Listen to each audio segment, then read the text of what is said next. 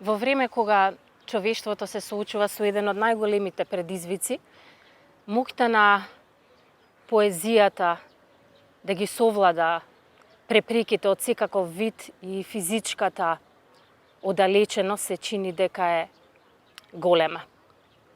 Во оваа ситуација кога човекот не може да се движи слободно, утеха е дека стихот сепак може. Поезијата не може да го победи овој смртоносен вирус, но од секогаш имала клучна улога во имунизација на духот, а тоа во овие времења ми се чини дека е најважно. Се смалуваме. Стапнуваме во нештата и веќе сме дел од нив. Ни кажале ли некогаш дека школките се ноктите на морето?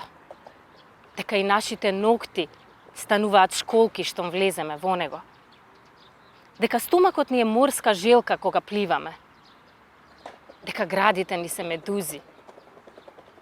Очите ни се мали рибки издвоени од јатото во плиткото? Косите ни се претвораат во алги штом ги потопиме? Кожата ни е мофта, влакненцата ни се тревите на камењата, кои се нишаат од водата, како од ветер. Ушите ни се морски кончиња, прстите пипки од октоподи, што ги нудат како специјалитет во скапите менија.